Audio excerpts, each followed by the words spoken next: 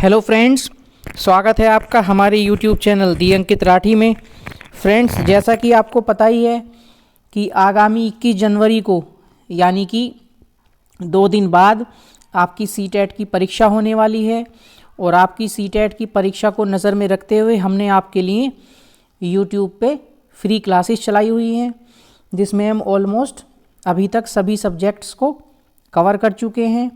और आज की हमारी ये मैथ्स की क्लास होने वाली है, जिसमें कि एक क्लास हम मैथ्स की ऑलरेडी पोस्ट कर चुके हैं, जिसमें मैथ्स की पेडागोजी प्लस कंटेंट क्वेश्चन के साथ हमने आपके लिए इंक्लूड की थी। और ये आज मैथ्स की वीडियो का सेकंड पार्ट है, जिसमें again pedagogy content plus questions आपको देखने के लिए मिलेंगे। तो चलिए शुरू करते हैं आज की क्लास।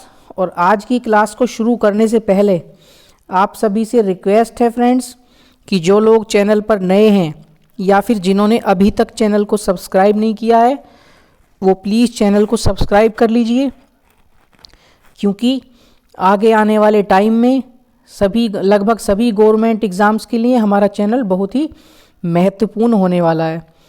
तो चलिए बिना देरी किए शुरू करते हैं आज का सेशन। देखते हैं आज के सेशन में क्या हमने इंक्लूड किया है। फ्रेंड्स, कल जो हमने मैथ की क्लास अपलोड की थी, वहीं के उसी क्लास के बाद से हम शुरू करेंगे। तो हमारा अगला टॉपिक होगा इसमें पैटर्न का। ठीक है फ्रेंड्स, पैटर्न क्या होता है इसके बारे में हम अपनी समझ बनाएंगे।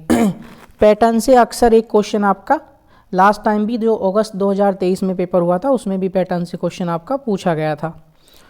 तो फ्रेंड्स, देखते हैं क्या होता है पैटर्न। यह मेंटल एक्टिविटी से रिलेटेड है। जो आपकी बुद्धि होती है, मेंटल एक्टिविटी होती है, उससे संबंधित होता है। इससे बच्चों में क्रिएटिविटी बढ़ती है। ठीक है, इससे बच्चों में क्या होता है, क्रिएटिविटी का विकास होता है, क्रिएटिविटी डेवलप होती है। इससे बच्चों में लॉजिकल थिंकिंग आती है। ठीक है, लॉजिकल थिंकिंग का डेवलपमेंट होता है, लॉजिकल थिंकिंग का विकास होता है। किससे? पैटर्न से। मान लीजिए किस तरह से क्वेश्चन आएगा। आपको दिया गया है कि एक स्क्वायर आपको दे दिया है, ठीक है, एक आपको सर्कल दे दिया है, फिर एक आपको रेक्टेंगुलर दे दिया है, ठीक है, और एक आपको दे दिया है ट्राइंगल, फिर आपको डैश दिया है। ठीक है, तो यहाँ क्या आ जाएगा? तो 4 आपके दिए गए हैं, तो पैटर्न में क्या पूरा करेंगे कंटिन्यू, फिर से आपका स्क्वायर आ जाएगा। ठीक है, इस तरह से कुछ भी हो सकता है। मान लीजिए 1 2 3 आपका लिखा गया है, ठीक है, खाली पैटर्न छोड़ दिया तो क्या आ जाएगा, यहाँ 4 आ जाएगा। इस तरह से पैटर्न में आपका कोई इमेज आ सकती है, कोई लॉजिकल कुछ भी आ सकता है, कोई भी चीज़ आ सकती है। तो उससे क्या होता है, उससे आपकी थिंकिंग बढ़ती है, लॉजिकल थिंकिंग आप करते हैं। ठीक है, आपके माइंड में क्रिएटिविटी बढ़ती है। एक ही पैटर्न को कई तरह से भी हम सॉल्व कर सकते हैं। तो क्रिएटिविटी बढ़ती है, लॉजिकल थिंकिंग आती है।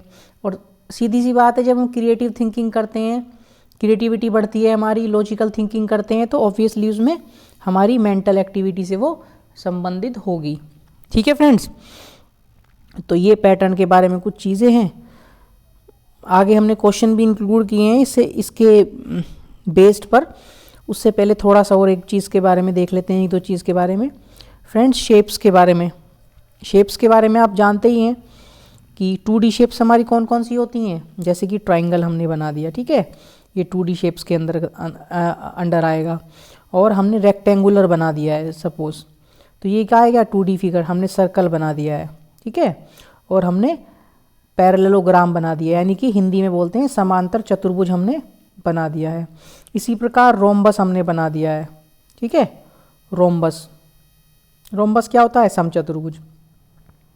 एंगल जिसके बराबर नहीं होते हैं चारों, जिसकी चारों भुजाओं की लंबाई बराबर होती है, हिंदी में बोलते हैं समचतुर्भुज।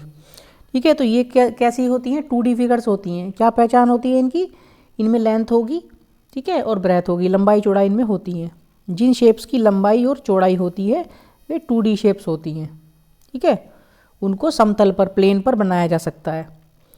ठीक है, एक देख लेते हैं हमारी 3D फिगर्स क्या होती हैं। ठीक है, 3D फिगर्स क्या होती हैं, जैसे क्यूब हो गया, क्यूबॉइड हो गया। क्यूब जैसे कि उसमें लंबाई भी होगी आपकी, चौड़ाई भी होगी और ऊंचाई भी होगी। क्यूब होता है क्या है, जिसकी लंबाई, चौड़ाई और ऊंचाई तीनों बराबर होती हैं। H equal to L equal to B होती है। ठीक है, ऐसे ही आपका क्यूबॉइड हो जाता है। क्यूबॉइड थोड़ा सा हम इस तरह से बना देते हैं। ठीक है फ्रेंड्स, इस तरह से हम क्यूबॉइड को बना देते हैं। ठीक है, थोड़ा सही से नहीं बना, कुछ इस तरह से क्यूबॉइड को हम बना देते हैं, इस तरह से बना देते हैं। ठीक है फ्रेंड्स, ऐसे जोड़ देंगे, ऐसे ऐसे और ऐसे, जिसमें लंबाई चौड़ाई ऊंचाई होंगी, लेकिन तीनों सेम नहीं होती हैं। ठीक है फ्रेंड्स, आपका क्यूब हो गया, क्यूबॉइड हो गया, आपका कोन हो गया। ठीक है, कोन यानी कि आपका शंकु हो गया। इसमें हाइट भी होती है, ये होती है ना इसकी हाइट h। और आपका क्या हो जाता है, सिलेंडर हो जाता है, यानी कि बेलन। आप हिंदी में बेलन बोलते हैं, इंग्लिश में बोलते हैं सिलेंडर। इस तरह से बनाते हैं हम सिलेंडर। ये हो जाएगा सिलेंडर आपका, बेलन यानी कि। और स्फेयर आपका हो जाता है। ठीक है, स्फेयर यानी कि गोला, सर्कल नहीं, गोला बन जाता है इस तरह से। क्लियर? तो ये हो जाती हैं आपकी 3D फिगर। अब क्वेश्चन किस तरह से आते हैं उनको भी देख लेते हैं। क्वेश्चन भी हमने साथ के साथ आपके लिए लगा के रखे हैं। जैसे कि पहला क्वेश्चन आपको स्क्रीन पे दिख रहा होगा फ्रेंड्स, कि निम्नलिखित में से कौन सी अवधारणा डीन्स ब्लॉक का उपयोग करते हुए नहीं पढ़ाई जा सकती। फ्रेंड्स, क्वेश्चन जो आया है डीन्स ब्लॉक के बारे में आया है, और जो लास्ट क्लास है, पहले वाली क्लास, उसमें हमने आपको डीन्स ब्लॉक के बारे में बताया था सबसे लास्ट में। जिन भाई बहनों ने वो क्लास नहीं देखी है वो देख लेना आप, इसी वीडियो के डिस्क्रिप्शन में उस वीडियो का लिंक मैं डाल दूंगा। ठीक है, तो क्या बताया था, डीन्स ब्लॉक का उपयोग करते हुए हमें क्या पढ़ाया जा सकता है, प्रायिकता पढ़ाई जा सकती है, स्थानीय मान पढ़ाया जा सकता है, संख्याओं यानी अंकों का योग पढ़ाया जा सकता है, एक अंक वाली संख्याओं का गुणन पढ़ाया जा सकता है। अब याद आपको दिला देता हूं, मैंने आपको बताया था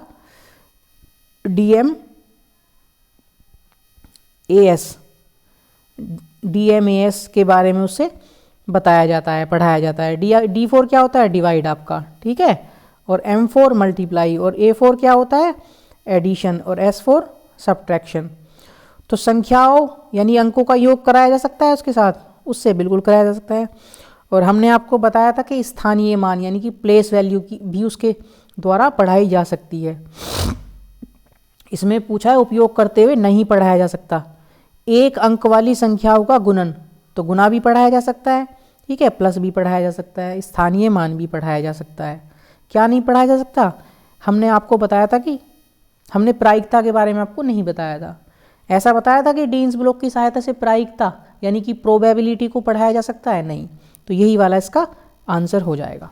ठीक है, प्रायिकता यानी कि ऑप्शन नंबर 1 इसका राइट आंसर हो जाएगा। प्रायिकता के बारे में डीन्स ब्लॉक की हेल्प से नहीं बताया जा सकता। ठीक है फ्रेंड्स, क्लियर है? तो क्वेश्चन नंबर 1 का ऑप्शन नंबर 1 बिल्कुल राइट आंसर हो जाएगा। आई होप कि आपको क्लियर हो गया होगा। बहुत ही इजी क्वेश्चन है, बिल्कुल उसी के बेस्ड पर है, डीन ब्लॉक्स वाले के। ठीक है, चलिए नेक्स्ट क्वेश्चन हम देख लेते हैं। हाँ, दृष्टिबाधित विद्यार्थियों के लिए निम्नलिखित में से किसका प्रयोग गणित शिक्षण अधिगम के साधनों के रूप में किया जा सकता है, बताइए। फ्रेंड्स, आपको याद है आपने जियो बोर्ड पढ़ा था। जियो बोर्ड हमने फोटो भी लगाई हुई थी। जियो बोर्ड किस तरह का होता है, इस तरह का बोर्ड था, उस पर इस तरह से पिन लगी हुई थी, और उनमें रबड़ बैंड यानी कि छल्ले की सहायता से क्या कर सकते हैं, छल्ले की सहायता से आकृति बनाई जा सकती थी, है ना, स्क्वायर, सर्कल, त्रिभुज। तो एक जो दृष्टिबाधित बच्चा है वो भी उसको हाथ से छू के उसको बना सकता था, उसमें रबड़ बैंड की सहायता से आकृति। ठीक है, तो इसमें पूछा है किसका प्रयोग गणित शिक्षण अधिगम के साधनों के रूप में किया जा सकता है। तो जियो बोर्ड का किया जा सकता है। सेकंड नंबर पे लिखा है जियोजेब्रा सॉफ्टवेयर, हमने ब्रैकेट में लिख दिया है आपके लिए सॉफ्टवेयर, क्वेश्चन में नहीं लिखा हुआ था।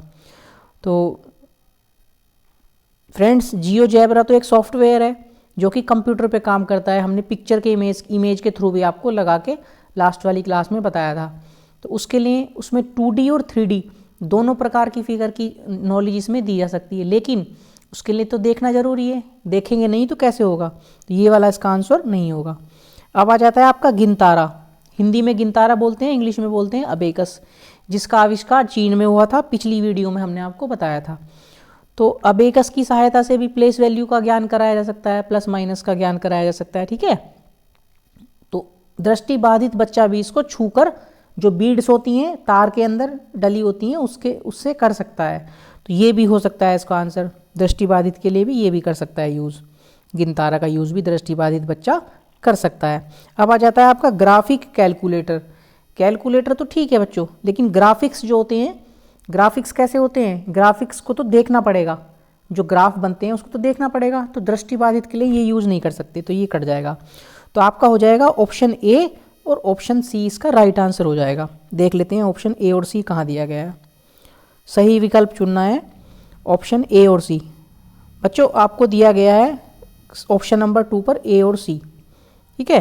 तो क्वेश्चन नंबर 2 का आपका ऑप्शन नंबर 2 ए और सी बिल्कुल राइट आंसर हो जाएगा। और आई होप कि आपको समझ में भी आ गया होगा।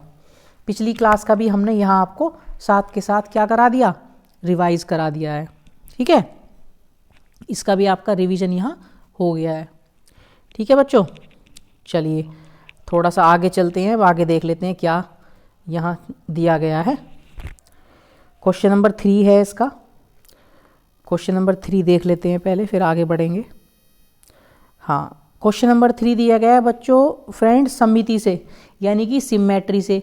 तो लास्ट क्लास में हमने सिमेट्री के बारे में क्या बताया था कि बीच से काट देते हैं 2 बराबर भागों में, ठीक है।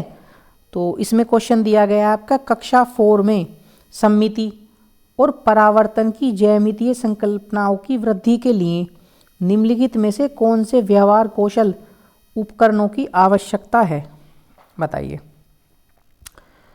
ये भी लास्ट वाली क्लास का क्वेश्चन है, क्योंकि आई थिंक लास्ट वाली क्वेश्चन क्लास में हम 5-6 क्वेश्चन इंक्लूड कर पाए थे। तो क्वेश्चन ज़रूरी हैं, क्योंकि किस तरह का क्वेश्चन एग्जाम में आपको देखने के लिए मिलेगा उसका आइडिया केवल क्वेश्चन से ही लगाया जा सकता है। केवल डायरेक्ट नोट्स पढ़ के उसका आइडिया लगाना थोड़ा सा मुश्किल हो जाता है। तो बताइए, मोतियों की माला से, मोतियों की माला इस तरह की होती है, उससे सिमेट्री हो सकती है क्या? नहीं, उसके बारे में तो हमने नहीं बताया था, ठीक है। उससे कैसे करेंगे? बिंदु शीट यानी कि डॉट पेपर, इस तरह का डॉट पेपर होगा, ठीक है। तो इससे क्या कर देते हैं, इससे कोई भी फिगर बनाएंगे सिमेट्री कर देंगे, ठीक है, कर देंगे ना। कोई भी फिगर उससे बनाएंगे उसकी सिमेट्री कर देंगे, बताया था ना। तो यही हो जाएगा आपका डॉट पेपर।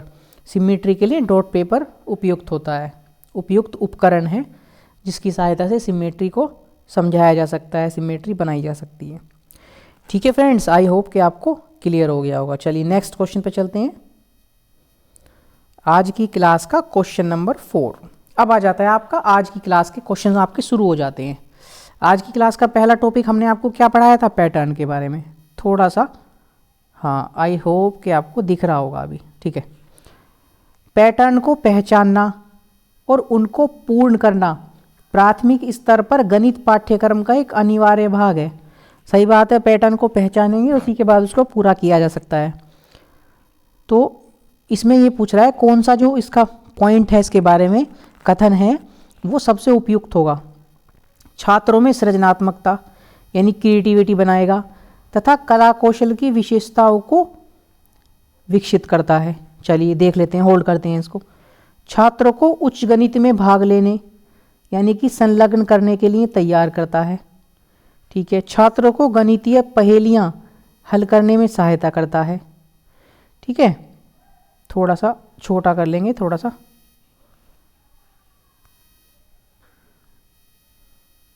हाँ अब ठीक है। और 4th नंबर पे दिया गया छात्रों में रचनात्मकता को प्रोत्साहित करता है तथा संख्या और संक्रियाओं को के गुणों को समझने में सहायता करता है। बताइए, जो पैटर्न होता है सबसे उपयुक्त पॉइंट उसका कौन सा होगा? तो बताइए कौन सा इसका वो सबसे जो है बेस्ट ऑप्शन होना चाहिए, बताइए। तो फ्रेंड्स ऑप्शन नंबर 2 देखेंगे, उच्च गणित में भाग लेने संलग्न करने के लिए तैयार करता है, ठीक है। छात्रों को गणितीय पहेलियां हल करने में सहायता करता है। पहला दिया गया है सृजनात्मकता और कला कौशल की विशेषताओं को विकसित करता है। सृजनात्मकता तो चलो ठीक है, लेकिन कला कौशल की विशेषताओं को विकसित करता है, ये थोड़ा सा बात पैटर्न से रिलेटेड सही नहीं लग रही है, ठीक है। लेकिन 4th पॉइंट आप देखेंगे तो बिल्कुल उपयुक्त लग रहा है। रचनात्मकता को प्रोत्साहित करता है, ठीक है, यानी कि क्रिएटिविटी को प्रोत्साहित करता है, सही बात है। संख्या और संक्रियाओं के गुणों को समझने में सहायता करता है। पैटर्न में संख्या भी हो सकती है, ठीक है, कोई संक्रिया भी हो सकती है, भाई कोई गुना भाग हो सकता है, कोई चित्र हो सकता है, तो उनके क्या करेगा, गुणों को समझने में सहायता करता है। तो ऑप्शन नंबर 4 इसका फ्रेंड्स सबसे जो है बेस्ट ऑप्शन हो जाएगा। तो क्वेश्चन नंबर 4 का ऑप्शन नंबर 4 इसका राइट आंसर हो जाएगा। ठीक है, ये दो तो इतने अच्छे ऑप्शन नहीं लग रहे, हालांकि ऑप्शन इसके सारे ही ठीक हैं, कोई भी ऑप्शन इसका गलत नहीं है, लेकिन हमें सबसे बेस्ट ऑप्शन ही देखना है। तो ज़्यादा जो कन्फ्यूजन होगा पहले और फोर्थ में हो सकता है।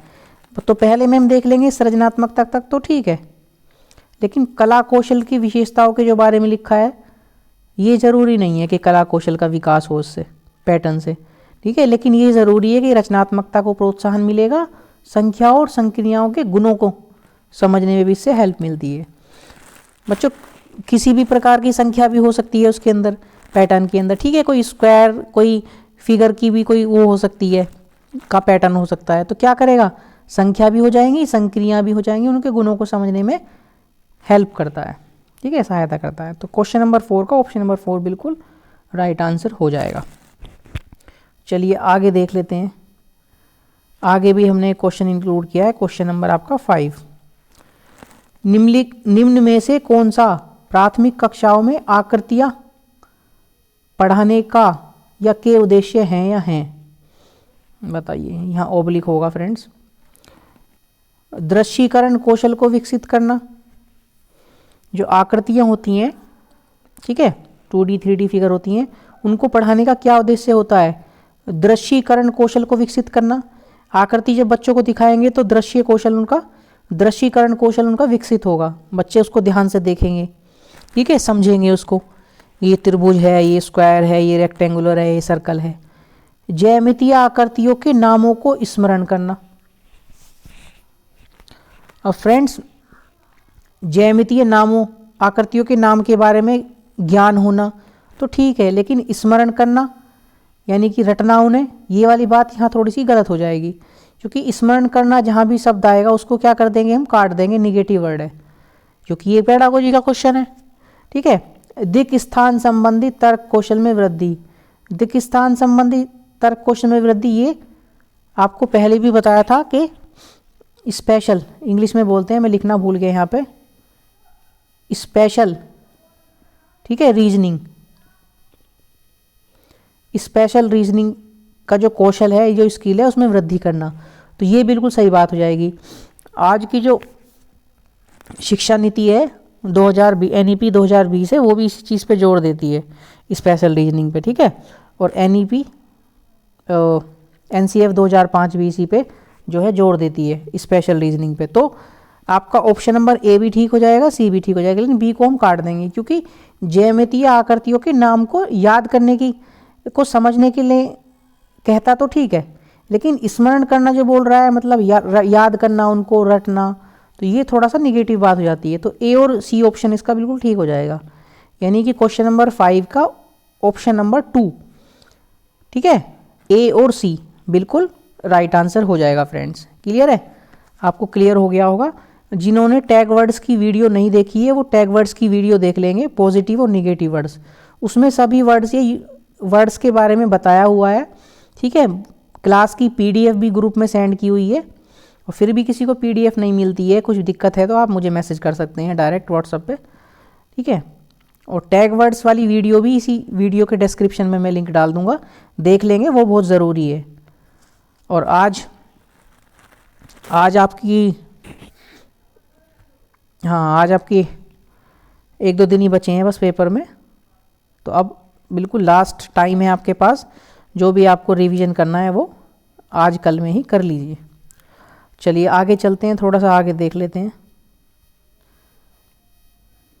क्वेश्चन नंबर आपका 6,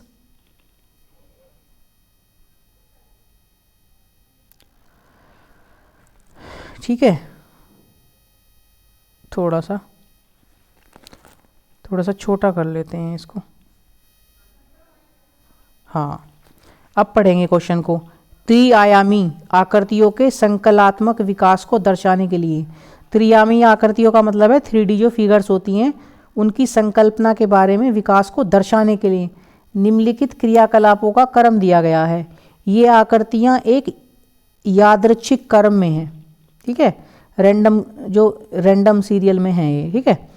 दो आकृतियों की तुलना करना और पहचानना कि उनमें क्या समानताएं और असमानताएं हैं, ठीक है। सेकंड आपको पॉइंट दिया गया, खेलने वाली चिकनी मिट्टी से त्रिआयामी आकृतियों की रचना करना, जाल के प्रयोग से आकृति बनाना, ठीक है। और फिर ज्यामितीय उपकरण जैसे कि प्रकार, रेखनी यानी कि रूलर के प्रयोग से आकृतियों की रचना करना। बताइए बच्चा यदि है तो उसे कौन कौन से क्रम में एक्टिविटी करनी चाहिए। तो सबसे पहले क्या करना चाहिए, सबसे पहले आकृतियों की तुलना और पहचान करके उनमें समानताएं और असमानताएं ज्ञात करेगा बच्चा, या सबसे पहले क्या करेगा, खेलने वाली चिकनी मिट्टी से त्रिआयामी आकृतियों की रचना करेगा। बच्चे करते हैं, छोटी क्लास में उनको दे दिया जाता है। तो फर्स्ट सेकंड वाला ऑप्शन आपका होना चाहिए पहले। तो सेकंड वाला ऑप्शन आपका फर्स्ट पे है और आपका थर्ड पे है, तो सेकंड वाला ऑप्शन आपका कट जाएगा और फोर्थ वाला कट जाएगा। अब ये बचता है आपका 3 और 1, ठीक है। जब उसकी रचना कर देगा 3D फिगर की, तो दो आकृतियों की तुलना कर सकता है फिर, ठीक है। तुलना करेगा, पहचानेगा उनको और ये देखेगा कि उनमें क्या समानताएं और क्या असमानताएं हैं, ठीक है। तो सेकंड के बाद आपका फिर फर्स्ट आना चाहिए। तो ऑप्शन नंबर 1 में दिया गया है, यही आपका राइट आंसर हो जाएगा, ठीक है फ्रेंड्स। क्वेश्चन नंबर 6 का ऑप्शन नंबर 1 आपका बिल्कुल राइट आंसर हो जाएगा। क्लियर है। अरे आपका तो थर्ड पे भी 1 ही दिया गया है, थर्ड पे भी 1 ही दिया गया है सेकंड पे। तो अभी तक तो दोनों सेम चल रहे हैं, आगे देखते हैं। अब क्या करेगा, जाल के प्रयोग से आकृति बनाना, ये वाला ऑप्शन बचा है, और ज्यामितीय उपकरण जैसे कि प्रकार, रेखनी, रूलर के प्रयोग से आकृति की रचना करना। फ्रेंड्स आप देख के ही पहचान लेंगे कि जो प्रकार का यूज़ बच्चा करेगा सबसे लास्ट में करेगा, जब बिल्कुल अच्छी तरह से उसको सब चीज़ें आ जाएंगी, लास्ट में बिल्कुल करेगा। छोटा बच्चा एकदम से पहले प्रकार का यूज़ नहीं करेगा, ठीक है। तो फोर्थ नंबर लास्ट पे आ जाएगा, तब भी आपका ऑप्शन नंबर 1 ही आपका रहेगा आंसर, ठीक है। ज्यामितीय उपकरण जैसे कि प्रकार, रेखनी, रूलर आदि का प्रयोग से आकृति जो बनाएगा लास्ट में बनाएगा, उससे पहले क्या करेगा, जाल के प्रयोग से आकृति बनाएगा, ठीक है। नेट के प्रयोग से, नेट का यूज़ करके आकृति बना लेगा। क्लियर है। तो क्वेश्चन नंबर 6 का आपका ऑप्शन नंबर 1, ऑप्शन नंबर 1 आपका बिल्कुल राइट आंसर हो जाएगा, ठीक है फ्रेंड्स। चलिए आगे चलते हैं, आगे देख लेते हैं आपका क्वेश्चन नंबर 7। थोड़ा सा बड़ा कर लेंगे अब आपका नेक्स्ट टॉपिक चलने वाला है इसमें। क्वेश्चन नंबर 7 भी देख लेते हैं, इजी है ये। इसमें दिया गया निम्नलिखित में से कौन सा चरण बच्चों में प्रतिमान यानी कि पैटर्न, ये भी पैटर्न का क्वेश्चन है, पैटर्न के अवधारणात्मक विकास का उच्चतम स्तर प्रदर्शित करता है। बताइए बच्चों कौन सा है आपका कौन सा जो पैटर्न है आपका, कौन सा ऑप्शन है कि जो पैटर्न के अवधारणात्मक विकास का उच्चतम स्तर प्रदर्शित करता है। उच्चतम स्तर कौन सा होना चाहिए बताइए। पैटर्न की पहचान करना, पैटर्न का विस्तार करना, पैटर्न की नकल करना और नए पैटर्न का सृजन करना। बच्चों कोई भी पैटर्न दिया गया है, मान लीजिए दिया गया है आपका रेक्टेंगुलर, स्क्वायर, राउंड, ठीक है। रेक्टेंगुलर, स्क्वायर आपका राउंड। तो सबसे पहले बच्चा क्या कर सकता है, सबसे पहले बच्चा पहचान लेगा उसको, ठीक है। पहचान लेगा, पहचान लेने के बाद फिर नकल भी कर सकता है, पहचान लेगा नकल कर देगा। नकल करने वाला तो सबसे नीचे वाला लेवल हो जाएगा।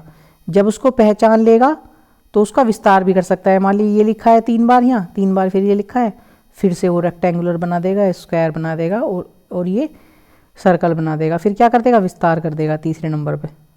पहले नंबर पे उसको पैटर्न को नकल कर सकता है पहले नंबर पे, ठीक है, कॉपी कर देगा, उस पर कुछ नहीं करना। पहचान कर लेगा, पहचान के बाद विस्तार कर सकता है। लेकिन ये नहीं पूछा, ये पूछा है सबसे उच्चतम स्तर। जब पैटर्न की पहचान कर लेगा बच्चा, ठीक है, तो विस्तार भी कर सकता है और लास्ट में क्या कर सकता है, नए पैटर्न का। जब उसकी पकड़ हो जाएगी पैटर्न पे अच्छे से, तो नया पैटर्न का सृजन कर देगा, अपने माइंड से कुछ भी पैटर्न बना सकता है फिर वो, ठीक है। ये हाई लेवल हो जाएगा, उच्चतम स्तर हो जाएगा। तो क्वेश्चन नंबर 7 का ऑप्शन नंबर 4 बिल्कुल राइट आंसर हो जाएगा। यहाँ उच्चतम स्तर की बात की है, लोअर लेवल की बात नहीं की है। लोअर लेवल में तो नकल आ जाएगा वैसे सबसे पहले, यह पहचान करना भी आ सकता है, लेकिन नकल करने में तो कुछ नहीं है, डायरेक्ट कॉपी करना है। सबसे पहले पैटर्न की पहचान करेगा, फिर उसका विस्तार कर सकता है, और पैटर्न का सृजन करना सबसे लास्ट में, हाईएस्ट जो उच्चतम लेवल होगा, हाईएस्ट लेवल होगा, उस पर कर सकता है। ठीक है, तो क्वेश्चन नंबर 7 का ऑप्शन नंबर 4 आपका बिल्कुल राइट आंसर हो जाएगा। क्लियर है फ्रेंड्स? चलिए आगे चलते हैं। अब आपका नया टॉपिक आ जाता है इसमें। हाँ, ये बहुत ही इंपॉर्टेंट टॉपिक है। वैसे तो इसके बारे में हम सोच रहे थे कि वीडियो बना देंगे एक अलग से, देख लेंगे, टाइम मिलेगा तो इसके बारे में एक वीडियो भी आपके लिए बना देंगे। फिलहाल कुछ पॉइंट्स हैं जो उसमें डिस्कस करने हैं, जो आपके मैथ्स पेडागोजी से रिलेटेड हैं, या फिर अदर सब्जेक्ट में भी यही पॉइंट यूज़ होंगे। तो फिलहाल हमने मैथ्स के लिए आपके लिए यहाँ यूज़ किए हैं, इंक्लूड किए हैं। तो एक एक करके देखेंगे सबको, क्या हमने लिखा है यहाँ। ज्ञान को स्कूल के बाहरी जीवन से जोड़ना। जो बच्चा सीखता है, स्कूल में नॉलेज लेता है, ज्ञान लेता है, उसको स्कूल के बाहरी जीवन से, सामाजिक जीवन से, ठीक है, जो रोज़ का उसका जीवन होता है, उन चीज़ों से जोड़ा जाए। ठीक है, ये कौन कहता है? एनसीएफ 2005, राष्ट्रीय पाठ्य चर्चा की रूपरेखा। ठीक है, एनसीएफ 2005 ये बोलता है। पढ़ाई को रटन प्रणाली से मुक्त किया जाए। जो भी आपने पढ़ा है, सीखा है, उसको सीखो केवल। ठीक है, सीखो और समझो, रटना नहीं है, उसको याद नहीं करना। इस चीज़ से मुक्ति दिलाई जाए। पाठ्य चर्चा पुस्तक केंद्रित न हो। पाठ्य चर्चा, जो पाठ के बारे में चर्चा हुई है, आपने पढ़ा है, वो बुक केंद्रित नहीं होना चाहिए कि केवल बुक से देख के आप उसको पढ़ सकते हैं। ठीक है, बल्कि क्या होना चाहिए? बाल केंद्रित होना चाहिए, बच्चे पर केंद्रित होना चाहिए। विद्यालय में दी जाने वाली शिक्षा को विभिन्न प्रकार की गतिविधियों से जोड़ा जाए।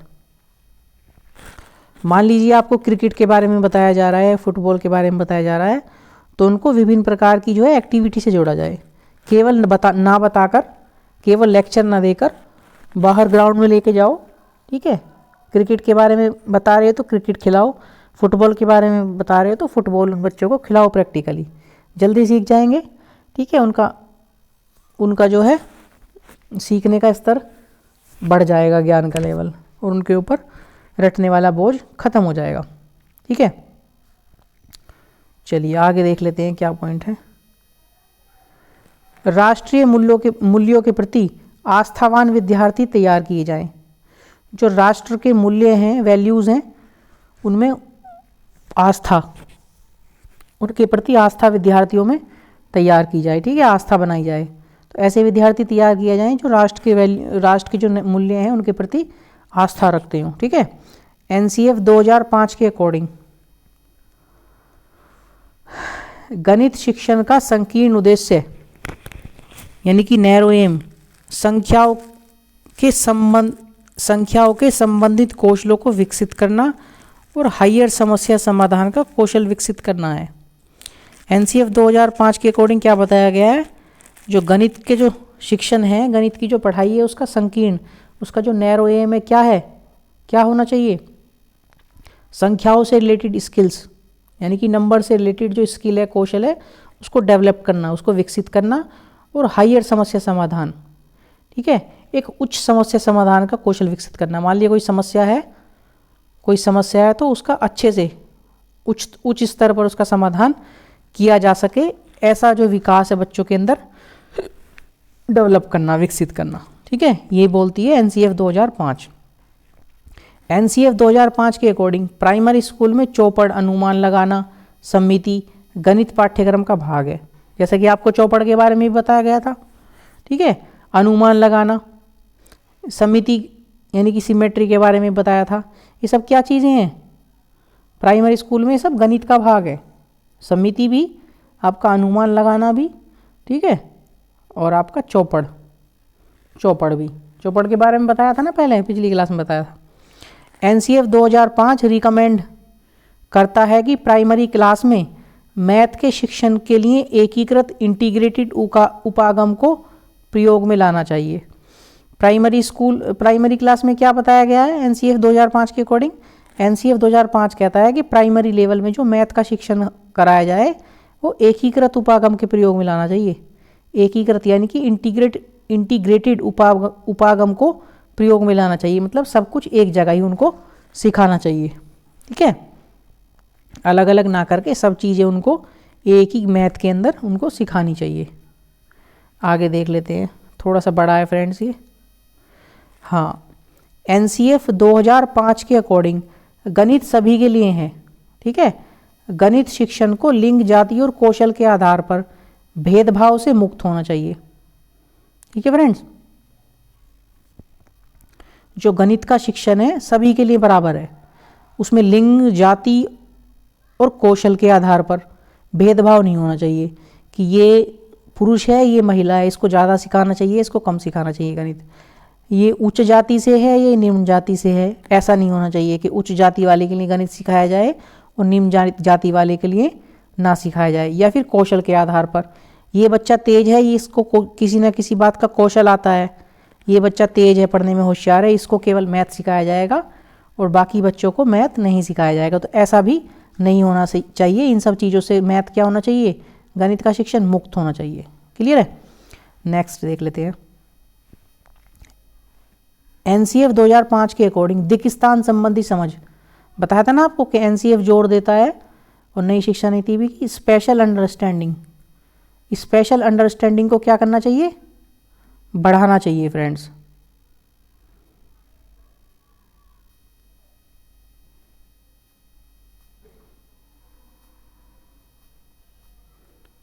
क्या करना चाहिए फ्रेंड्स, स्पेशल अंडरस्टैंडिंग को बढ़ाना चाहिए। ठीक है,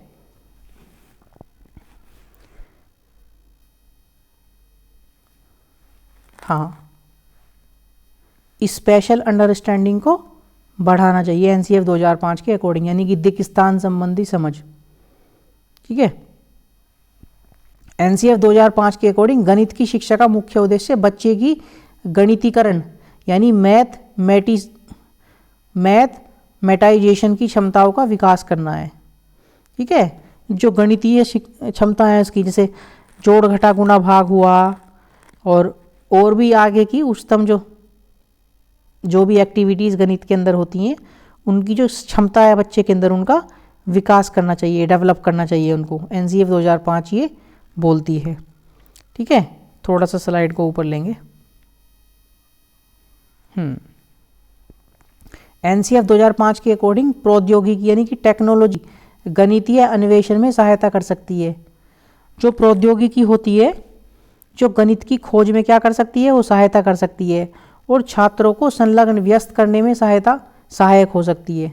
जो टेक्नोलॉजी होती है, प्रौद्योगिकी, वो गणित की खोज में भी सहायता कर सकती है और छात्रों को व्यस्त करने में भी सहायक हो सकती है। ठीक है, गणितीय जो एक्टिविटी, उनसे संबंधित जो एक्टिविटी है, उनमें क्या कर सकती है, बच्चों को उनको उनमें बिजी कर सकती है, व्यस्त कर सकती है। इसलिए एक कैलकुलेटर के उपयोग की अनुमति विद्यालय की सभी परीक्षाओं में देनी चाहिए। जैसे कैलकुलेटर किसका पार्ट है, प्रौद्योगिकी का, टेक्नोलॉजी का पार्ट है।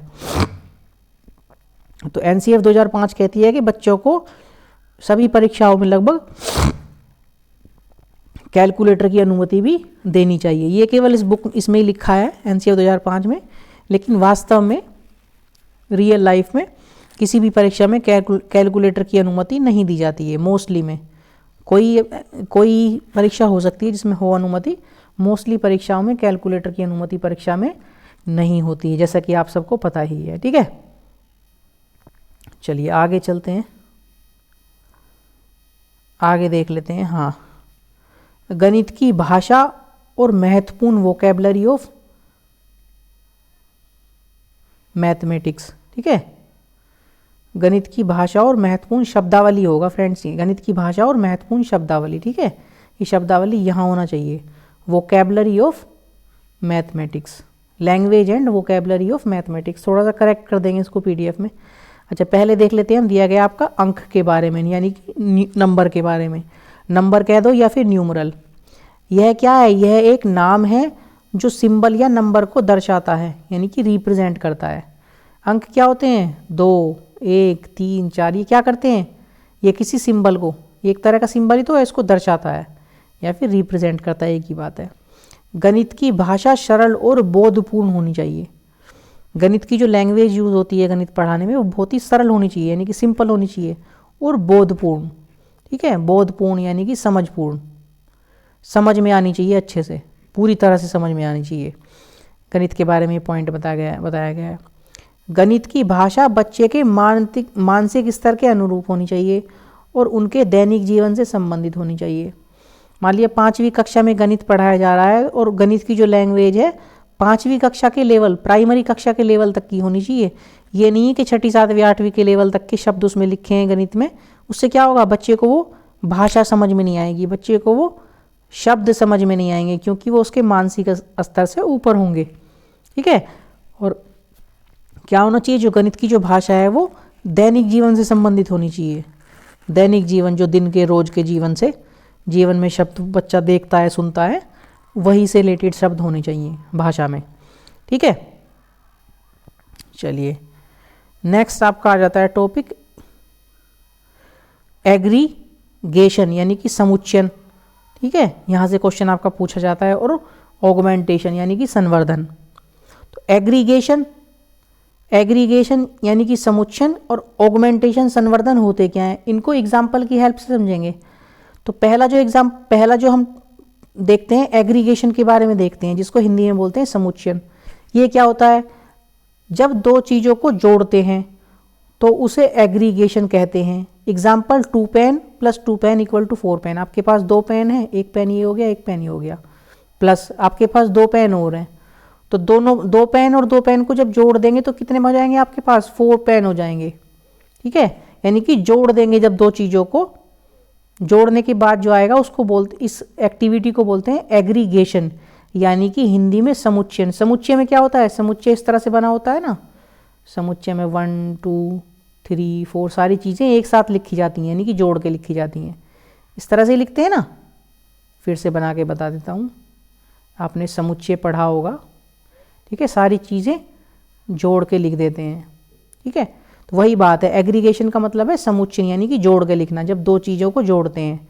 When we add 2 things together. ठीक है, एक साथ जोड़ते हैं तो उसे बोलते हैं aggregation, then it is called aggregation.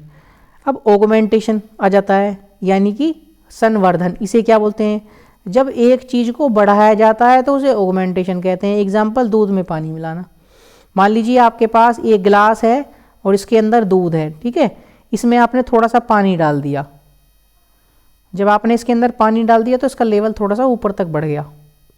ठीक है, यहाँ तक इसका लेवल हो गया, बढ़ गया पानी, इसे बोलते हैं ऑगमेंटेशन। जब किसी चीज़ को बढ़ाया जाता है लिक्विड वगैरह डाल के, जैसे तेल को कोई चीज़ मिला के, कोई लिक्विड मिला के बढ़ा दिया।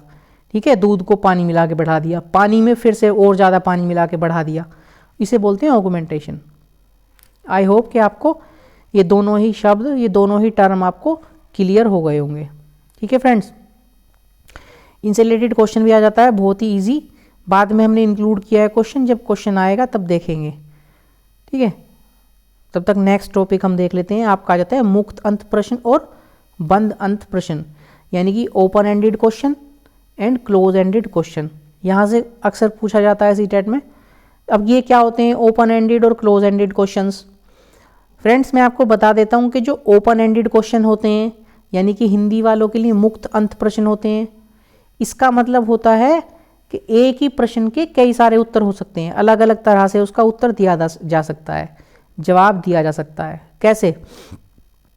जैसे आपका एग्जाम्पल दिया है, जिन प्रश्नों के एक से ज़्यादा उत्तर होते हैं, जैसे वे कौन कौन से 2 नंबर हैं जिनको जोड़ने पर 8 आएगा। पूछ रहा है कि कौन कौन से 2 नंबर हैं जिनको जोड़ने पर 8 आएगा। अब फ्रेंड्स, इसके कई सारे आंसर हो सकते हैं। 1 और 7 को जोड़ेंगे तब भी 8 आ जाएगा। ठीक है, ये लिखा हुआ है यहाँ। 2 और 6 को जोड़ेंगे तब भी 8 आ जाएगा। 3 और 5 को हम जोड़ेंगे, ठीक है, 3 और 5 को ऐड करेंगे तो भी 8 आ जाएगा। 4 और 4 को ऐड करेंगे तो भी 8 आ जाएगा। ठीक है, तो कई सारे आंसर हम दे सकते हैं एक ही प्रश्न के। तो ऐसे प्रश्न को बोलते हैं मुक्त अंत वाले प्रश्न, यानी कि ओपन एंडेड क्वेश्चन। क्लियर है? अब देख लेते हैं क्लोज एंडेड क्वेश्चन, यानी कि हिंदी में बंद अंत वाले प्रश्न। ये वो वाले क्वेश्चंस होते हैं, ये वो वाले प्रश्न होते हैं जिनका केवल एक ही जवाब होता है। ठीक है, जैसे कि एग्जाम्पल इसका दिया है, बंद अंत वाले प्रश्न, जिन प्रश्नों का उत्तर केवल एक ही होता है, एक ही उत्तर होगा केवल उनका। जैसे कि आपका लिखा है ACAD एकेड, जैसे 5 में 3 जोड़ने पर क्या आएगा? फ्रेंड्स 5 में 3 जोड़ेंगे तो उसका एक ही केवल आंसर होगा और वो हो जाएगा 8, यानी कि 8 आएगा। 5 + 3 = कितना होता है? 8। क्या 5 + 3 = 9 लिख सकते हो, 10 लिख सकते हो? ये कोई भी अन्य नंबर आप लिख सकते हो? नहीं लिख सकते।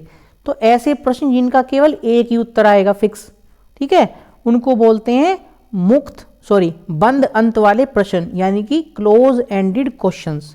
आई होप कि आपको क्लियर हो गया होगा। ठीक है, चलिए आगे चलते हैं।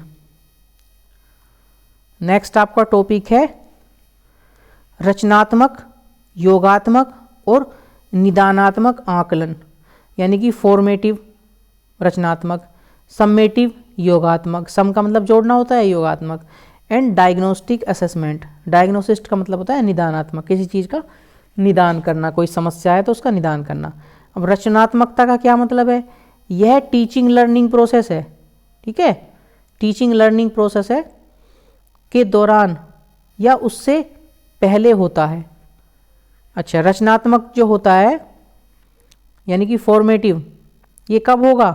टीचिंग लर्निंग प्रोसेस के दौरान होगा या उससे पहले होता है। क्रिएटिविटी, रचनात्मकता कब होती है? टीचिंग लर्निंग प्रोसेस के दौरान, ठीक है, या फिर उससे पहले, बिफोर टीचिंग लर्निंग प्रोसेस होती है। ठीक है, योगात्मक कब होता है?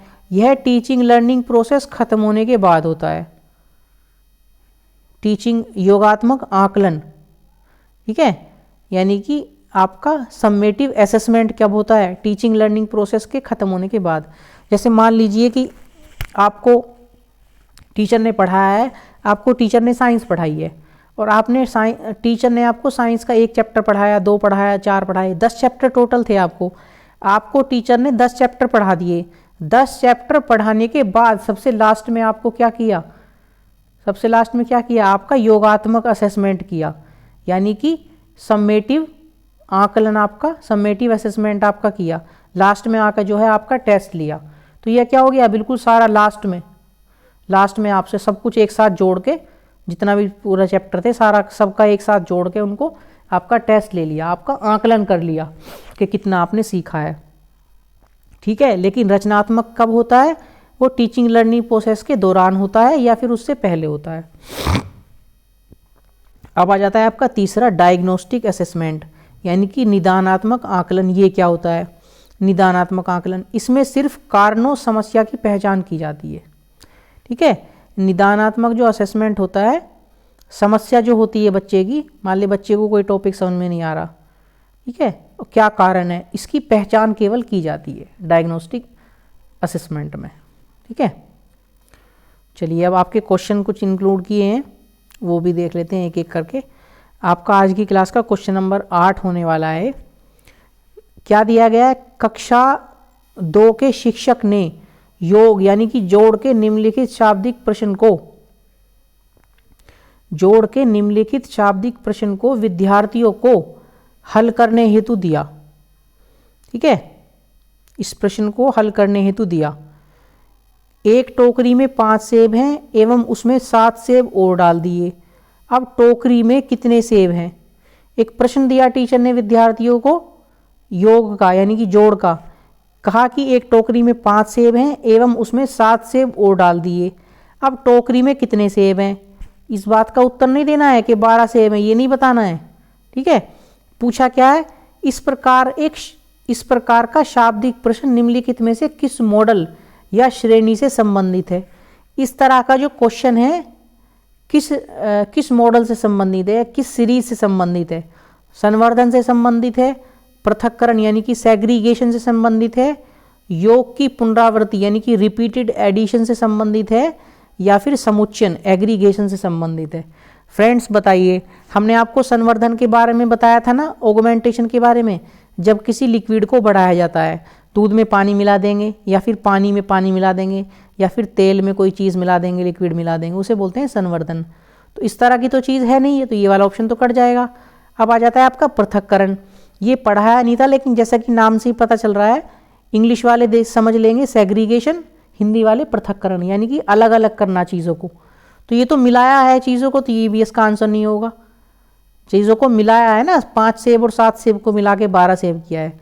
अब योग की पुनरावृत्ति, योग की पुनरावृत्ति भी यहाँ नहीं हुई है, तो इसका राइट आंसर हो जाएगा फ्रेंड्स ऑप्शन नंबर 4, समुच्चन, यानी कि एग्रीगेशन। आपको बताया था ना एग्रीगेशन क्या हो जाएगा, जब दो चीज़ों को मिला देंगे एक साथ। तो 5 सेब को और 7 सेब को मिला दिया, यानी कि 12 सेब हो गए। ठीक है, तो ये क्या हो जाएगा, ये हो जाएगा समुच्चयन, यानी कि एग्रीगेशन। क्लियर है? कितना आसान क्वेश्चन है, आप कर ले जाएंगे। इसी तरह का क्वेश्चन आपको देखने के लिए मिल सकता है। ठीक है, चलिए आगे चलते हैं, हम आगे देख लेते हैं क्वेश्चन नंबर इसका, सॉरी टॉपिक है अभी गणित की मूलभूत संरचना। मूलभूत संरचना गणित की क्या होती है? गणित की 3 संरचनाएं होती हैं। ठीक है, पहली क्या होती है, बीज गणितीय संरचना, यानी कि इंग्लिश में अलजेब्रिक स्ट्रक्चर। इसमें क्या बताया जाता है अलजेब्रिक स्ट्रक्चर में? इसमें बेसिक अलजेब्रा चीज़ें आती हैं, जैसे कि प्लस माइनस, मल्टीप्लाई और डिवाइड, जोड़ घटा, गुना तथा भाग आदि चीज़ें बताई जाती हैं। ठीक है, 3 संरचनाओं में से जो पहली वाली संरचना है बीज गणितीय संरचना में। सेकंड वाली होती है फ्रेंड्स क्रमिक संरचना, यानी कि सीरियलाइजेशन, जैसा कि नाम से ही पता चल रहा है, सीरियल में चीज़ें, यानी कि बड़े से छोटा आदि का कॉन्सेप्ट इसमें आते हैं। पहले बड़ी चीज़ आएगी फिर छोटी आ जाएगी, ठीक है, या फिर छोटी आ जाएगी पहले फिर बड़ी आ जाएगी, सीरियल से चीज़ें, इस तरह का कॉन्सेप्ट इसमें सिखाया जाता है। और थर्ड आ जाएगी आपकी तल रूप संरचना। तल रूप संरचना को इंग्लिश में बोलते हैं फ्रेंड्स टोपोग्राफी। अब इसमें कौन सी चीज़ें आती हैं?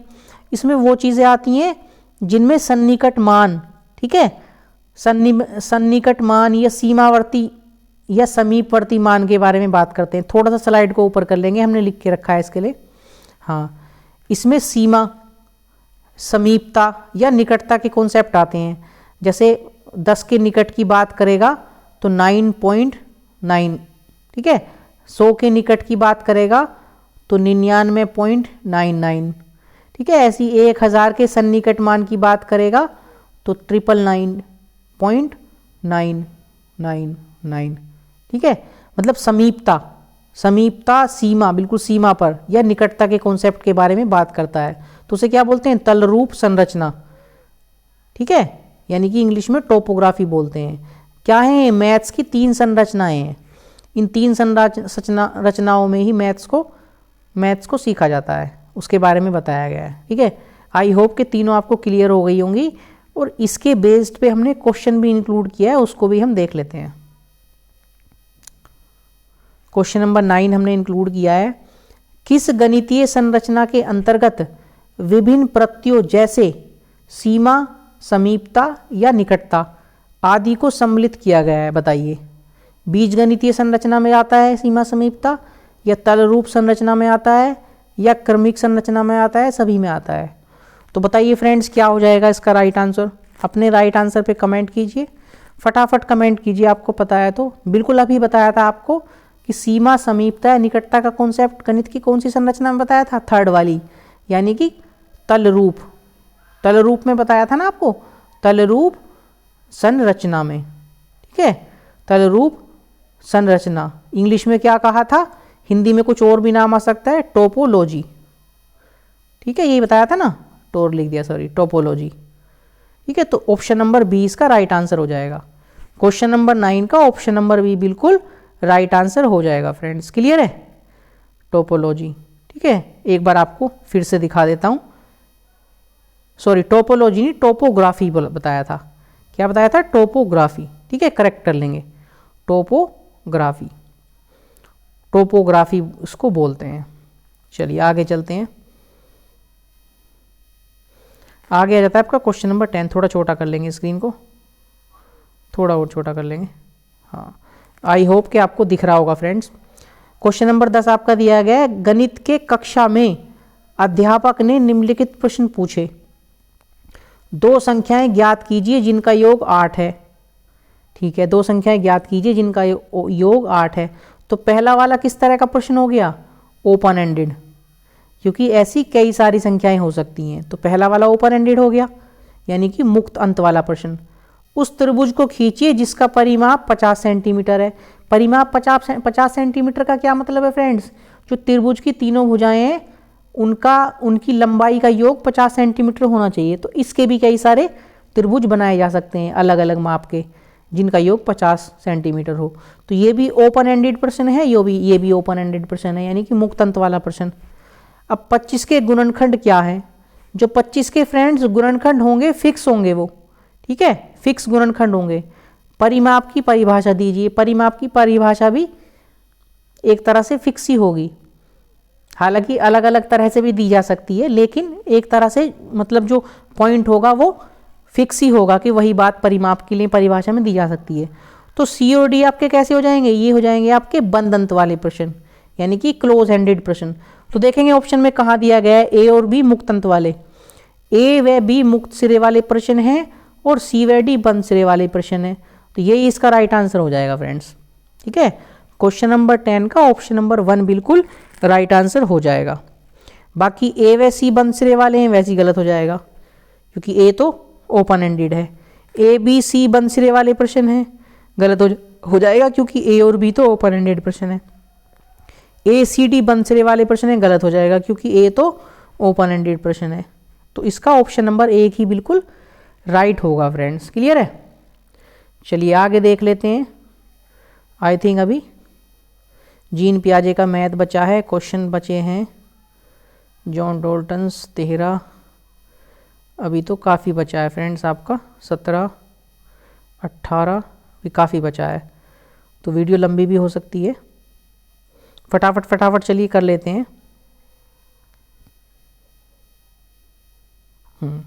यहाँ थे हम जीन पियाजे पे, थोड़ा सा बड़ा कर लेंगे। जीन पियाजे का मैथ्स। जीन पियाजे के अनुसार बच्चा सबसे पहले संख्याओं नंबर का संरक्षण यानी कंजर्वेशन करना सीखता है, उसके बाद लंबाई का संरक्षण, फिर वजन का, और अंत में वॉल्यूम का कंजर्वेशन सीखता है। फ्रेंड्स, जीन पियाजे ने क्या बताया था कि जो बच्चा मैथ सीखता है पहले नंबर के बारे में सीखता है, नंबर का संरक्षण करना, कंजर्वेशन करना, बाद में लंबाई के बारे में सीखता है, ठीक है, सेकंड नंबर पे, उसके बाद वजन के बारे में सीखता है यानी कि वेट के बारे में, और लास्ट में वॉल्यूम के बारे में सीखता है। ठीक है, प्रोपोर्शनल रीजनिंग का कॉन्सेप्ट भी इन्होंने दिया था। ठीक है, आनुपातिक रीजनिंग का कॉन्सेप्ट भी इन्होंने बताया था जीन पियाजे साहब ने। ठीक है, आगे देख लेते हैं क्या बताया था इन्होंने। ज्ञान के क्षेत्र में इनका कथन स्टेटमेंट है कि जो संख्याएं होती हैं नंबर्स, तर्क संगत गणितीय ज्ञान यानी कि लॉजिको मैथमेटिक्स ज्ञान में आती है। इन्होंने बताया था कि ज्ञान के क्षेत्र में इनका कथन था कि जो संख्याएं होती हैं तर्क संगत गणितीय ज्ञान लॉजिको मैथमेटिक्स ज्ञान में आती हैं, क्योंकि संख्याएं वे संबंध हैं जिनकी रचना बच्चा मन में करता है, यानी कि अपने माइंड में ही कर लेता है। संख्या के बारे में क्या बताया था इन्होंने कि संख्याएं वे संबंध हैं जिनकी रचना बच्चा अपने माइंड में कर लेता है। ठीक है, चलो ऊपर चलते हैं थोड़ा सा। इन्होंने कहा था कि नंबर बच्चे द्वारा वस्तुओं के बीच बनाए गए दो प्रकार के संबंधों का संश्लेषण है। इन्होंने बताया था कि जो नंबर्स होते हैं यानी कि संख्या बच्चे द्वारा दो वस्तुओं के बीच बच्चे द्वारा वस्तुओं के बीच बनाए गए दो प्रकार के संबंधों का संश्लेषण है। ठीक है, दो प्रकार के संबंधों का संश्लेषण इन्होंने बताया है नंबर्स को। चलिए क्वेश्चन हमने लगाया हुआ है, इसके साथ में ही देख लेते हैं क्या क्वेश्चन है। पियाजे के प्रस्ताव के अनुसार माप में विभिन्न भौतिक राशियों के संरक्षण की योग्यता के विषय में सही कथन को पहचानिए। ठीक है फ्रेंड्स, लंबाई में संरक्षण की समझ संख्याओं के संरक्षण से पहले आती है। फ्रेंड्स, जीन पियाजे का जो गणित था उसके बारे में अभी बताया था ना हमने, सबसे पहले संख्याओं का संरक्षण करता है, तो ये वाला ऑप्शन गलत आ जाएगा। इसमें कह रहा है लंबाई का संरक्षण पहले कर रहा है, संख्या का बाद में। सेकंड वाला पॉइंट देख लेते हैं, भार के संरक्षण की समझ आयतन के संरक्षण की समझ से पहले आती है। ठीक है, तो ये वाला पॉइंट बिल्कुल सही हो जाएगा ऑप्शन नंबर 2, क्योंकि हमने पहले बताया था संख्याओं का संरक्षण, उसके बाद लंबाई का संरक्षण, फिर भार का संरक्षण और फिर आयतन का लास्ट में, तो ये वाला पॉइंट बिल्कुल सही है। तो क्वेश्चन नंबर 11 का ऑप्शन नंबर 2 बिल्कुल राइट हो जाएगा फ्रेंड्स। क्लियर है, बाकी को पढ़ने की ज़रूरत नहीं है क्योंकि द्रव्यमान आयतन के बारे में लिखा है, आयतन द्रव्यमान के बारे में तो बताया नहीं था। और भार के संरक्षण की समझ संख्याओं के संरक्षण से पहले आती है, ये गलत है क्योंकि संख्याओं का संरक्षण सबसे पहले आता है। ठीक है, तो क्वेश्चन नंबर 11 का आपका ऑप्शन नंबर 2 बिल्कुल राइट आंसर हो जाएगा फ्रेंड्स। चलिए नेक्स्ट क्वेश्चन देख लेते हैं। क्वेश्चन नंबर 12, जीन पियाजे द्वारा दिए गए ज्ञान के क्षेत्र में निम्नलिखित कथनों में से कौन सा कथन सही है? संख्याएं भौतिक ज्ञान में आती हैं क्योंकि बच्चे संख्याओं को वस्तुओं की गणना से संबंधित करके सीखते हैं। फ्रेंड्स थोड़ा सा स्क्रीन को छोटा करेंगे क्योंकि क्वेश्चन थोड़ा सा बड़ा है, पूरा नहीं आ पा रहा। अब ये बोल रहा है संख्याएं भौतिक ज्ञान में आती हैं क्योंकि बच्चे संख्याओं को वस्तुओं की गणना से संबंधित करके सीखते हैं। चलिए होल्ड करते हैं पॉइंट को। सेकंड पॉइंट, संख्याएं सामाजिक परंपरागत ज्ञान में आती हैं क्योंकि बच्चे इन्हें वास्तविक दुनिया के अनुभवों से सीखते हैं। होल्ड करते हैं इसको भी। संख्याएं तर्कसंगत गणितीय ज्ञान में आती हैं क्योंकि संख्याएं वे संबंध हैं जिनकी रचना बच्चा मन में करता है। फ्रेंड्स यही पॉइंट इसका बिल्कुल करेक्ट आंसर हो जाएगा। बताया था ना आपको जीन पियाजे के पॉइंट में कि संख्याएं तर्कसंगत गणितीय ज्ञान में आती हैं, है ना, लॉजियो मैथमेटिक्स में आती हैं क्योंकि वे क्या हैं? संख्याएं वे संबंध हैं जिनकी रचना बच्चा मन में करता है। बताया था ना, मन में उनकी रचना कर लेता है।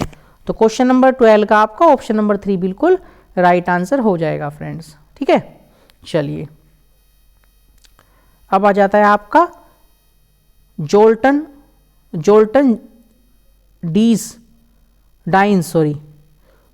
डाइन्स। ठीक है, जोल्टन डाइन्स थे, इनके बारे में। ये मैथ में खेल, कहानी और जोड़ तोड़ के माध्यम से सीखने पर जोर देते हैं। ये मानते हैं कि बच्चा कम उम्र में अधिक जटिल गणित सीख सकते हैं। सही बात है, ये मैथ में जो है खेल, कहानी और जोड़ तोड़ के माध्यम से सिखाने पर जोर देते थे। खेल, बच्चों को खेल कराओ, कहानी सुनाओ और जोड़ तोड़ करके चीज़ें सिखाओ। और ये कहते थे कि बच्चा जो है कम उम्र में अधिक जटिल गणित सीख सकता है। ठीक है, छोटा होता है तो ज़्यादा जटिल गणित को सीख सकता है। चलिए आगे पढ़ लेते हैं इनके सिद्धांत के बारे में। सीखने के 4 प्रमुख सिद्धांत इन्होंने जो है बताए थे। कौन कौन से?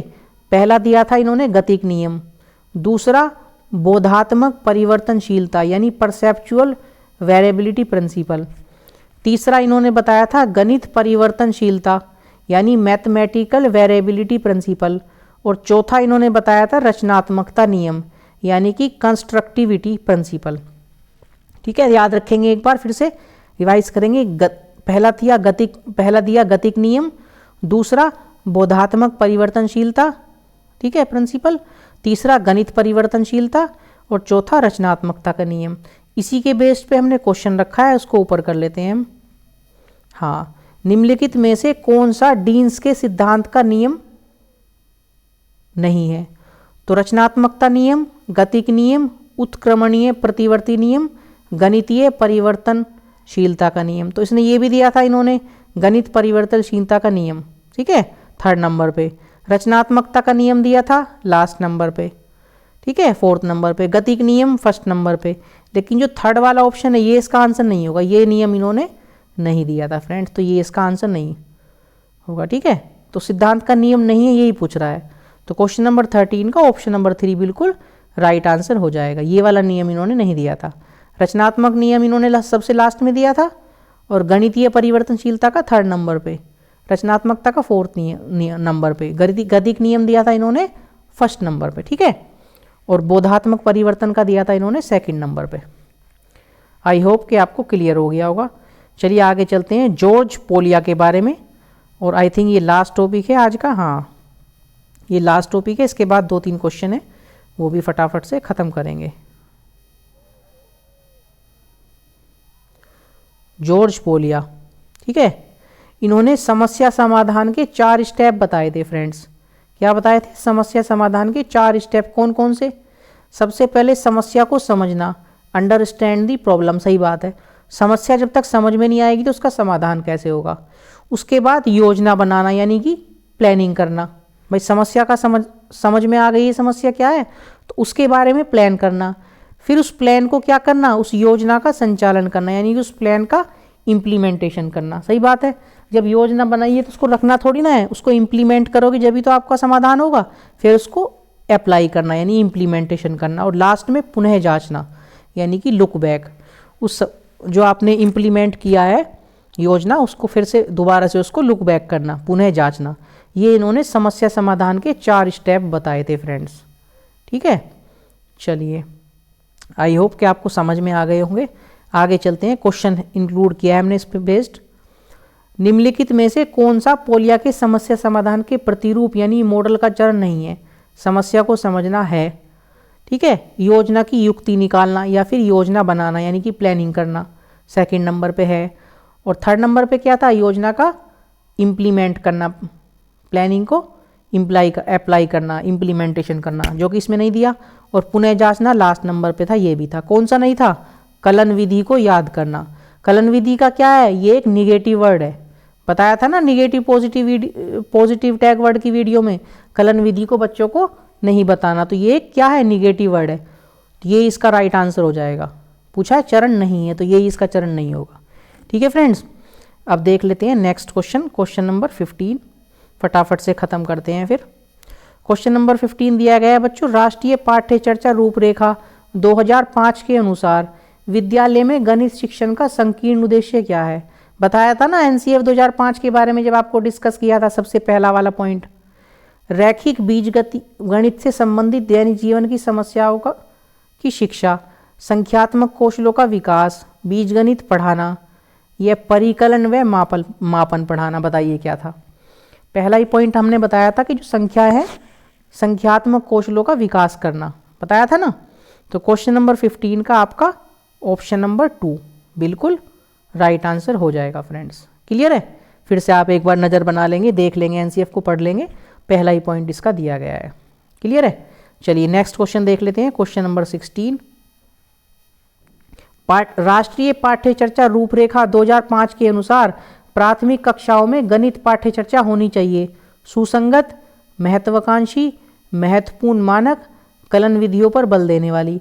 तो कलन विधियों पर बल देने वाली तो होनी चाहिए, डी ऑप्शन को तो काट देंगे, जहां भी आपका डी ऑप्शन होगा काट देंगे, डी ऑप्शन आपका किसी में नहीं दिया गया। सुसंगत होनी चाहिए, बिल्कुल होनी चाहिए, महत्वाकांक्षी होनी चाहिए, महत्वाकांक्षी भी होनी चाहिए, यानी कि ए और बी इसके बिल्कुल राइट है। महत्वपूर्ण मानक भी होने चाहिए, स्टैंडर्ड। फ्रेंड्स आपको बताया था कि निगेटिव वर्ड है, जहाँ भी मानक की बात करेगा स्टैंडर्ड की उसको काट देंगे, तो आपका ए और बी बिल्कुल राइट आंसर हो जाएगा, यानी कि क्वेश्चन नंबर 16 का ऑप्शन नंबर 3 में दिया गया है आपका ए और बी। तो क्वेश्चन नंबर 16 का ऑप्शन नंबर 3 बिल्कुल राइट आंसर आपका हो जाएगा फ्रेंड्स। आई होप कि आपको क्लियर हो गया होगा। फिर भी आपको कोई दिक्कत है तो आप निगेटिव टैग वर्ड्स की जो वीडियो है निगेटिव पॉजिटिव वर्ड्स की, उसको देख लेंगे, उसका लिंक डिस्क्रिप्शन में आपके लिए डाल दूंगा, और मैथ्स की पहली वाली वीडियो का डिस्क्रिप्शन में लिंक डाल दूंगा, उसको भी जाके आप देख लेंगे आज। ठीक है, चलिए देख लेते हैं लास्ट क्वेश्चन, आई थिंक बचा है इसके बाद। हाँ 2 क्वेश्चन बचे हैं, इनको भी फटाफट से देख लेते हैं। क्वेश्चन नंबर 17, राष्ट्रीय पाठ्य चर्चा 2005 बल देता है कि स्कूल गणित गतिविधि आधारित हो।